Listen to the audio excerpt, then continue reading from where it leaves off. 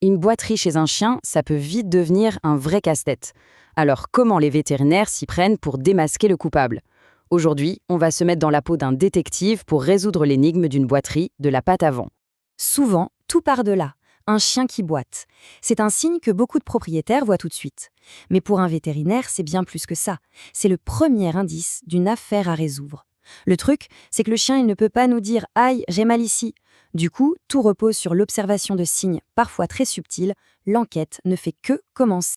Alors, pour mener l'enquête, on va suivre exactement le même processus que le vétérinaire. D'abord, on va observer le chien en mouvement pour déceler les premiers indices. Ensuite, on passera un examen à l'arrêt. Après ça, place à l'interrogatoire, l'enquête manuelle, bien plus approfondie. Et enfin, on rassemblera toutes les preuves pour, espérons-le, résoudre l'affaire. Allez, on se lance. Première phase, l'observation. C'est souvent juste en regardant le chien marcher qu'on trouve les indices les plus importants. Alors là, il y a un indice visuel qui ne trompe quasiment jamais, c'est le mouvement de la tête. Regardez bien. Le chien lève la tête au moment où il pose sa patte douloureuse. C'est un réflexe pour enlever du poids. Et à l'inverse, il baisse la tête quand il s'appuie sur la patte qui va bien. En anglais, on appelle ça le down on sound. La tête descend du côté sain. C'est vraiment la clé de voûte de l'observation. Ok, mais qu'est-ce qu'on fait si la boiterie est super discrète? Parfois, avec l'adrénaline de la visite, le chien masque sa douleur. Eh bien, les vétérinaires ont quelques astuces dans leur manche. Ils peuvent le faire marcher en cercle, monter des escaliers ou même filmer la démarche au ralenti pour vraiment démasquer les signes les plus infimes. Bon, on a observé le chien en mouvement, maintenant il est temps de se rapprocher un peu. On passe à la deuxième phase, l'inspection statique.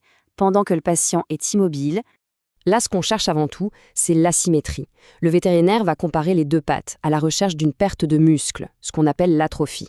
Ça, c'est souvent le signe d'un problème qui dure depuis un moment. On regarde aussi comment le chien se tient. Une patte qui fait mal est souvent positionnée un peu de travers pour soulager la pression.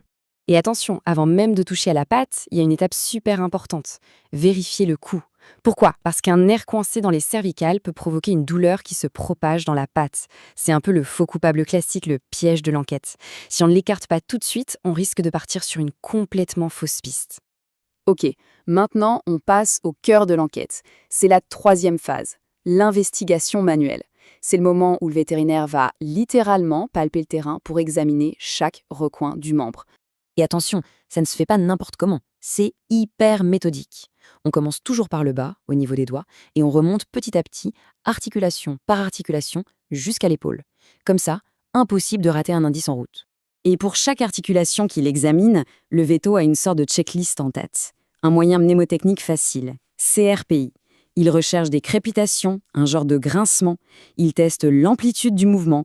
Il vérifie s'il y a un épanchement, un gonflement quoi. Il localise la douleur. Et enfin, il teste l'instabilité. Voilà le plan d'attaque, notre feuille de route si on veut. On va suivre ce cheminement précis en 5 étapes, en partant de la patte pour finir à l'épaule. C'est la meilleure garantie pour ne rien laisser au hasard. On commence donc tout en bas, par la patte. C'est un peu le suspect numéro 1 pour les trucs les plus évidents, un ongle cassé, une petite coupure sur un coussinet ou encore étranger qui s'est coincé. Chaque doigt, chaque articulation est passé au peigne fin. On remonte d'un cran, le poignet. En le pliant et en l'étirant avec précaution, le vétérinaire arrive à sentir la différence entre un gonflement qui est à l'intérieur de l'articulation et un gonflement qui touche plutôt un tendon, un peu plus haut. Ça a l'air d'un détail, mais pour le diagnostic, ça change absolument tout. Allez, on continue de monter et on arrive au coude. Et là, c'est souvent une zone à problème, surtout chez certaines races de chiens. Les vétérinaires le savent bien et ils ont un point très précis qu'ils vont palper à l'intérieur de l'articulation pour chercher une dysplasie du coude, par exemple.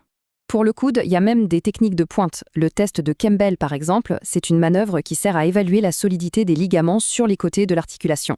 Comment ça marche? En fait, le principe est assez simple. On plie le coude à 90 degrés, ensuite on fait pivoter la patte vers l'intérieur et l'extérieur, et on compare l'amplitude de cette rotation avec celle de la patte saine. Si ça tourne beaucoup plus, c'est que les ligaments sont distendus. C'est un geste technique, très précis, mais qui donne une information super claire. Après le coude, on continue notre remontée le long de l'humérus. C'est le grand os du bras, entre le coude et l'épaule. Le vétérinaire va le palper sur toute sa longueur, en passant entre les muscles. Mais là, attention, il y a un piège. Sur le côté de cet os passe un gros nerf, le nerf radial. Si on appuie dessus, ça fait mal, même sur un chien qui n'a aucun problème.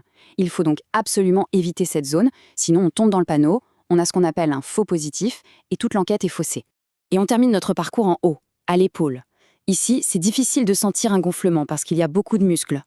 La technique, c'est donc d'isoler l'articulation et de la mobiliser doucement en flexion et en extension maximale pour voir si ça déclenche une douleur ou si le mouvement est limité. Il y a un dernier test, celui du tendon bicipital, où on met ce tendon sous tension. Et là, il faut être très vigilant, parce qu'une douleur à cet endroit bien précis de l'humérus peut, dans certains cas, être un signe avant-coureur d'un truc beaucoup plus grave, l'ostéosarcome, un cancer des os. Bon, après toute cette investigation, comment on arrive à la conclusion? Comment on assemble toutes les pièces du puzzle? La clé du succès, ce n'est pas un coup de chance, c'est la méthode. C'est vraiment ça le secret. En fait, toute cette démarche de détective, on peut la résumer en 3 actions clés. Observer l'allure du chien, l'évaluer quand il est à l'arrêt, et palper le membre de bas en haut de manière hyper systématique. C'est cet enchaînement logique qui permet de trouver la vérité. Et on va finir avec l'idée la plus importante de toutes. Ce qui fait vraiment un bon diagnosticien, ce n'est pas seulement son savoir, c'est sa discipline. En répétant cet examen exactement de la même façon à chaque fois, le vétérinaire développe une sorte de mémoire dans ses mains. Il sait ce qui est normal et il peut donc sentir la moindre petite anomalie. Cette rigueur, ce n'est pas juste une contrainte, c'est en fait son meilleur outil pour résoudre l'énigme.